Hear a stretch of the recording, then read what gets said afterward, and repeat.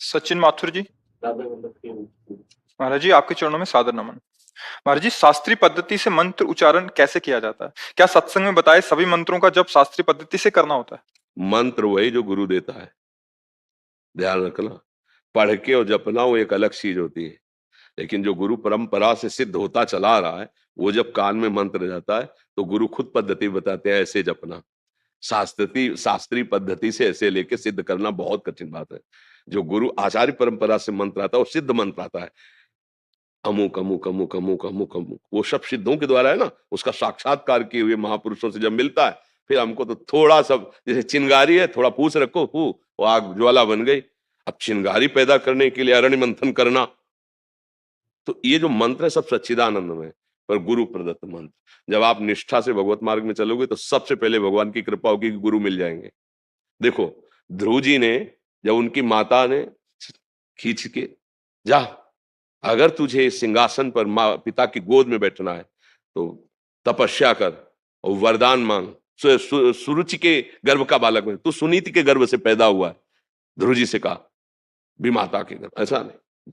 वो गए, वो माता जी बोले, माता जी इनका ठीक है, क्योंकि मुझे महाराज अब दासी भाव से भी नहीं देख रहे, यद्यप बड़ी महारानी वही है और सुरुचि नवीन। तो उन्होंने कहा, महाराज जब ऐसा है तो उसका कहना भी ठीक है, बेटा यदि वास्तविक तुम पद प्राप्त करना चाहते तो भगवान की आराधना करो, ये सत्य वचन है, भगवान जो चाहोगे दे देंगे।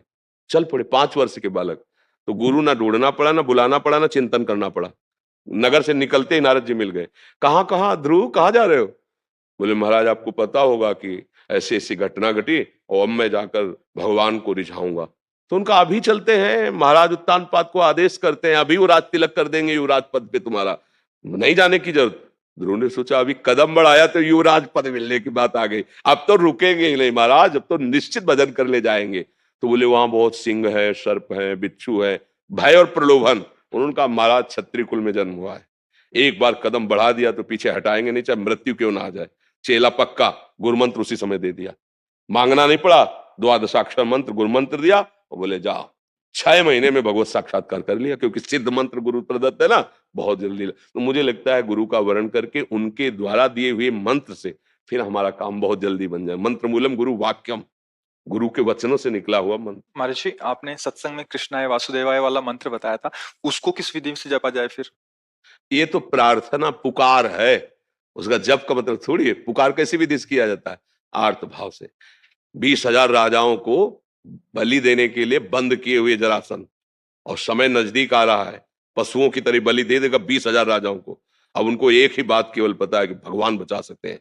तो किसी एक आदमी को सबने प्रार्थना करके कहा, द्वारिका में जाके एक बार भगवान से मेरी प्रार्थना कर दो। और वो आर्त भाव से सब यही पुकार रहे हैं, कृष्णाय वासुदेवाय हरे परमात्मने प्रणत क्लेश नाशाय। इसमें प्रधानता हृदय के आर्त भाव की, हे नाथ, हे कृष्ण, हे करुणामय, आप अपने शरणागतों के दुख को निवारण। भगवान गए, फेंक दिया, चिरवाक फेंक दिया जरासंध को और सब राजाओं को मुक्त करवा ले। तो ये मंत्र जो है दुख निवृत्ति के लिए सिद्ध मंत्र है, पर थोड़ा जैसे शौचादि से अपवित्र, ऐसा मंत्र, ये वैदिक मंत्र ही तो है ना, तो थोड़ा पवित्र होके, पर इसमें प्रधानता आर्त भाव की है कि अब आपके सिवा कोई हमारा नहीं जो दुख निवारण कर सके, और अंदर से बड़ा चमत्कारिक है, ये भी बात समझ लो।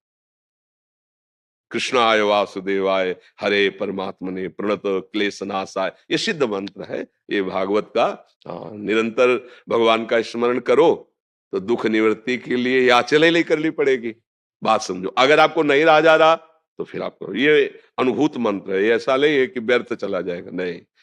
इसलिए महर्षि, इसमें एक प्रश्न था। आपके सत्संग के माध्यम से हमें सुनने को मिलता है कि सब संत भगवानों की अलग अलग निष्ठा होती है, तो जो कोई अगर वो आज्ञा ऐसे कर देते हैं जो हमारे गुरुदेव ने हमें कुछ अलग आज्ञा किया है, तो उस कंडीशन में हमें क्या करना चाहिए? देखो, आज्ञा पालन तो सिर्फ गुरु वाणी का होता है, सेवा हम किसी की भी कर सकते हैं। संत के आगे में जरूरत पड़ी तो पशु पक्षी की भी सेवा कर देंगे, जरूरत पड़ी तो किसी, इसका मतलब सेवा कर दिया तो उसके अधीन थोड़ी हो गए, उसकी आज्ञा का पालन थोड़ी करेंगे, समझ रहे हो ना। आज्ञा का पालन तो सिर्फ गुरुवाणी का, जो गुरु के श्रीमुख से वचन निकले बस वो गुरु वाणी का हम पालन करें। उन्होंने कहा संत समागम करो, साधु सेवा करो, तो कर रहे हैं, लेकिन वो हमें आज्ञा करे तो हम उसके लिए दस्तखत लेंगे गुरुवाणी से। अगर गुरु की आज्ञा है और आपकी बात मिलती है गुरुवाणी से तो हम मान लेंगे, नहीं तो आप बोलते रहिए, हमने सुन लिया, प्रणाम कर दिया, चल दिए, हम उसको स्वीकार थोड़ी करेंगे, समझ रहे हो ना। आज्ञा पालन तो सिर्फ वही है अपने गुरुदेव की वाणी में। उन्होंने आज्ञा करी संत सेवा, तो हम आपके कपड़े धो देंगे, भोजन पवा देंगे, जो जैसा कर देंगे। और अगर संत है तो चाहे जिस निष्ठा का हो, तुम्हारे अंदर भाव वही प्रकट होगा जो गुरुवाणी में लिखा है।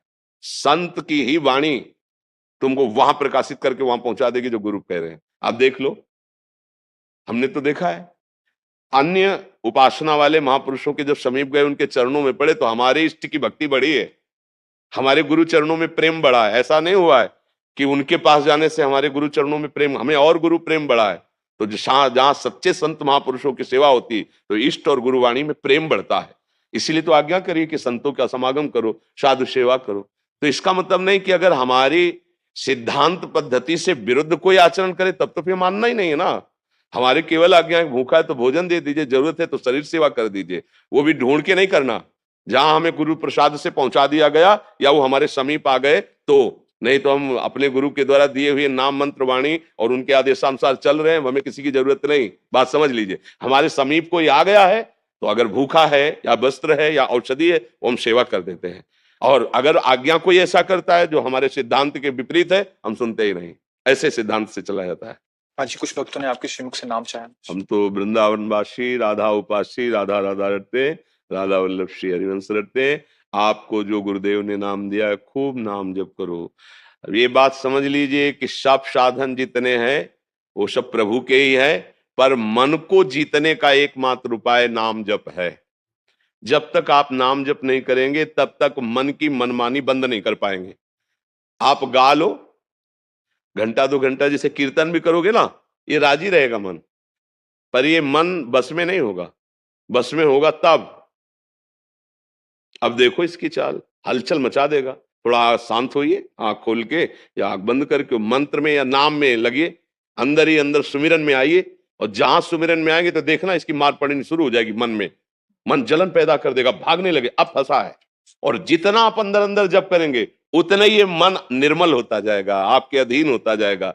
जब मन को परेशानी होती है तो हम लोग मन में तदात्म किए, इसलिए लगता है कि बस नाम जप मत करो और चाहे जो कर लो।